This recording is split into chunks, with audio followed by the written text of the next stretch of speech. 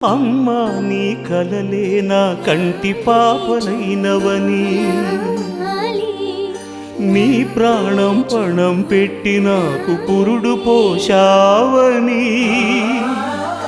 నీ నెత్తుటి ముద్దయే నా అందమైన దేహమని,